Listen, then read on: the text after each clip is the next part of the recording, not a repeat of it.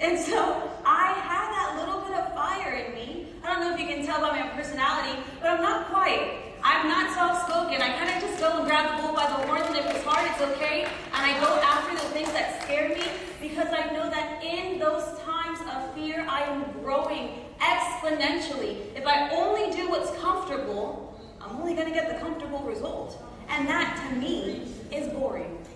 I don't want to be boring, right? So I had to make some really difficult decisions. The good thing in that circumstance would probably be for me to get out of the military and go back home and let my parents take care of me and, nurse my wounds and all of that. And I had some legitimate concerns with my mental health. A few years later, I was diagnosed with PTSD, and I had to go through that whole journey of recovery.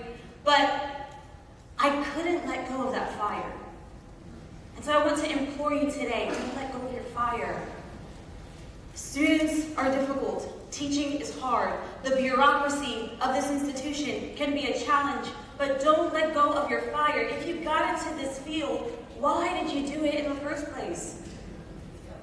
Where are your opportunities to adapt and thrive? Where's your opportunity to make an impact?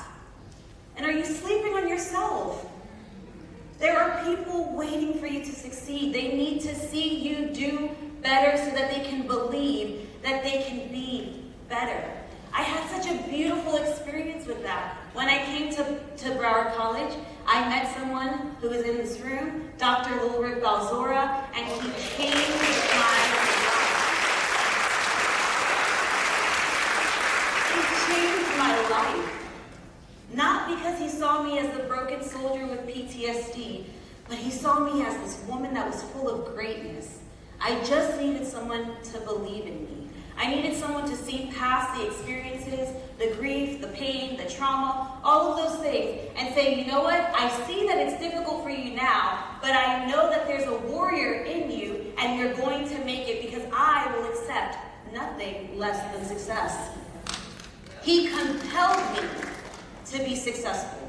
He pushed me beyond what I perceived to be my limits.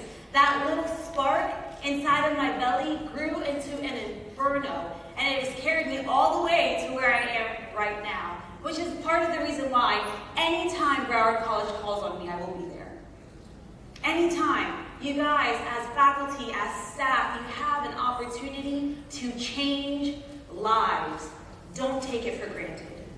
When I work with my students, I am driven by the hope that if I can show up for them, they will show up for themselves. That is powerful. We have a choice. We have a choice on how we're going to be in this world. We don't have to be passive. We don't have to throw in the towel. We don't have to give up. We don't have to just accept things as the status quo. We can be active. We can make really difficult decisions. We can make really hard choices.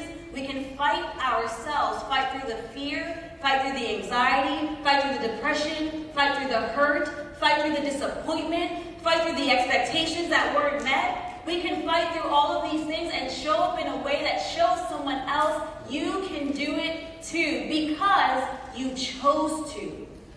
Not because it was handed to you, not because it was easy, but because you made a decision to believe in something maybe bigger than yourself. Or to believe that that person that believes in something in you, maybe they're onto something.